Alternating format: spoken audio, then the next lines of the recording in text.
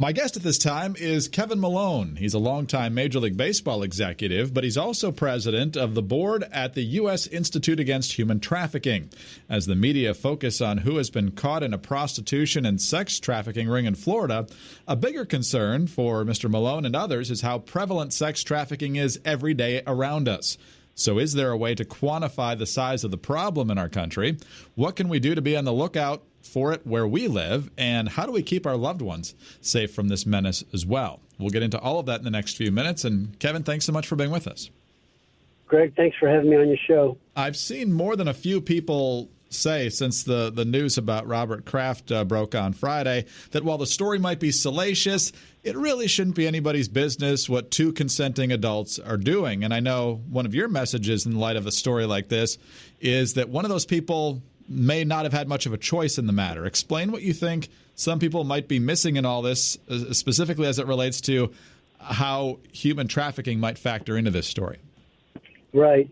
Well, anyone that says they're two consenting adults is truly an idiot and doesn't understand, especially in this particular case with Robert Kraft. The women that at these massage parlors were there against their will. They were actually sex slaves being sold out of the massage parlor. So I would beg to differ with anybody that says that those women were there by choice at their free will, because they weren't. And that's a big misconception in America, is that most people that are women, boys or girls that do this, they do it, it's their choice, which is totally wrong. First of all, any child that's 17 or under, they can't. There is no such thing as prostitution for a child. They can't consent until you're an adult. And then I would even say beyond that, adults that are still involved in either what people would call prostitution or sex trafficking are there against their will. They're being forced or coerced. They're not there by choice. There maybe is a small percentage of women that are involved in the sex industry that are doing it at their choice.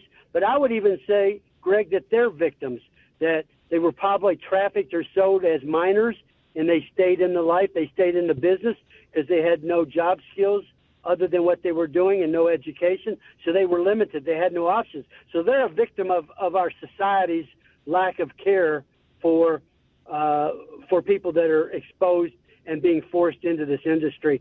So that's a big problem, is that it's not a victimless crime. There's victims involved. I would even venture to say, Greg, as we're talking, that there are victims associated with Robert Kraft now, men that purchase to buy sex.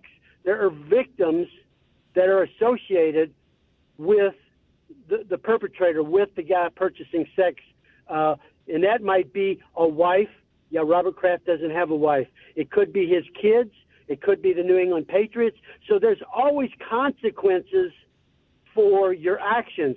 And it goes to show with a Robert Kraft, a guy that's reportedly worth $6.6 billion, that money doesn't equate to being wise and to making good decisions all the time. This was a terrible decision to purchase sex, to go to this massage parlor, and I don't see how any way anybody can justify it. Now, I feel disappointed and sad for Robert Kraft, because my understanding is he's a good guy. He does a lot of good things, and he's a philanthropist. He helps a lot of people, but he wasn't helping anybody but himself in this situation, and it goes to show that you need to be a lot smarter and wiser when it comes to being involved with those in the sex industry.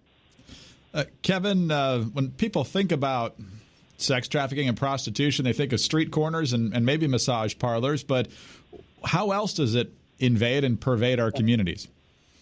Greg, that's a great question. So what we know now is approximately 70% of sex trafficking is online.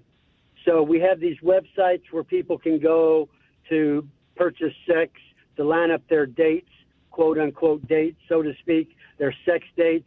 So a lot of it's done online. Social media, there's different aspects of social media.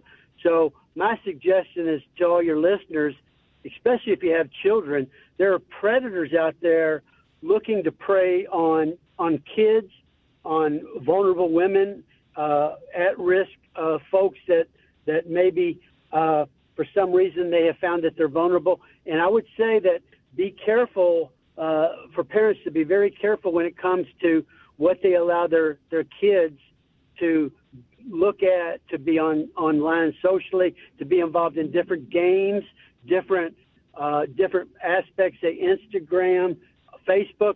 The predators are all over the social media, so they need to know who their kids are communicating with. That's a big challenge we got right now. We work closely, our organization, the United States Institute Against Human Trafficking, with law enforcement, and we're seeing various ways that these predators are searching and targeting kids and women, online through social media. So that's a big problem. That's fascinating, because I think most people, if they're even thinking about this at all, think, oh, it's my kids get separated from me at the mall or some situation like that, and people just grab these kids without them being noticed, and that could potentially be a problem too. But what you're telling us is that It's the online threat that's the biggest one of all. Yes, sir, Greg, that's correct. You made a good point. Now, there's a couple different styles that these traffickers or pimps or what I would call slaveholders, they go to these malls and they look for vulnerable young people to target, and sometimes they will abduct them. I mean, that happens, but that's not usually what's done. Usually what's done is the Romeo style, where they create a relationship with a young person, and they kind of build this relationship, all the while they're grooming them, pretending to be their boyfriend or an older friend that just wants to help them in certain ways. And then what they do after they groom them a certain amount of time, then they'll have sex with that person, and then they'll say, well, if you love me, to this girl or boy, you'll have sex with my friends, and then eventually we need to pay the rent, or we can't afford the car payment, or we need groceries. You need to have sex with all these other people. So these predators are sophisticated in many instances and cases, and we as a society, we need to do something about it, Greg. I think the problem is demand. I mean, we have hundreds of thousands of men that are paying to rape children. It's a fact, and no one seems to be outraged about it or concerned about it. Now, if you have grandkids, children or grandchildren or nieces and nephews, you need to look into these things and figure out ways to protect your family or your friends, loved ones, children. So we have a huge problem in America, and everyone says, Greg, that this only is happening, internationally in Thailand or India or the Philippines. No, it's happening on a large scale here, and it's growing. Because I can sell you a gun one time or a drug one time, but I can sell you a kid 10, 15, 20 times a day, and it's very profitable. So it's a growing problem in America, and we need to wake up.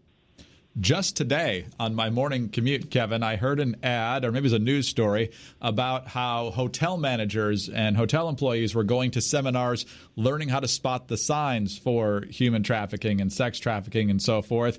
So what are the keys to spotting it? I guess there's those examples, but also online and other ways as well. What are the telltale signs? Yeah. Well, I think, the first telltale sign is a young person, maybe a teenager or even younger, with an older man. That's usually a telltale sign that, it could be a dad, it could be an uncle or a grandfather, but you can just kind of watch. Does this kid, this girl or boy, do they make eye contact? Do they have access to a phone? Are they allowed to venture away from this adult? How are they behaving? Are they withdrawn? Are they communicating with other adults that they're around, or what is their behavior? I think you can be suspicious when it looks like a child is kind of controlled by an older person, an older adult that seems to be under control.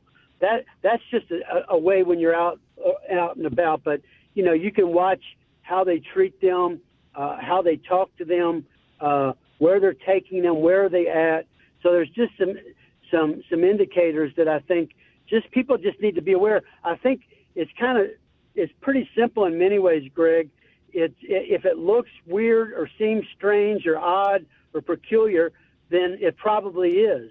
So I'd rather err on the side of someone wondering and questioning or reporting what looks like it could be a potential problem situation, rather than just saying, "Oh, I guess that's their dad or their grandfather." In many instances now, it might be, it might not be. So take the chance, take the risk of maybe reporting that, or even asking the guy, "Well, who is that? Is that your granddaughter? Is that your niece?" I mean, really, people have to be engaged. People have to be concerned about their fellow man, especially for children. So there's different ways that you can get involved, and there's different things that you can spot and identify. Kevin, unfortunately, we're out of time. Where can folks learn more about this problem? Please go to our website. It's the United States Institute Against Human Trafficking, and it's USIAHT.org. USIAHT.org. Appreciate the time, Greg. Thank you for making your listeners aware of this problem. It's growing, and I would just encourage everyone to learn more about it and get involved, because everyone can do something. Everyone has a sphere of influence, and let's be difference makers in our society. USIAHT.org. That stands for the U.S. Institute Against Human Trafficking. The president of the board is Kevin Malone. Kevin, thanks for your time today. Thank you, Greg. Have a great one. I'm Greg Columbus reporting for Radio America.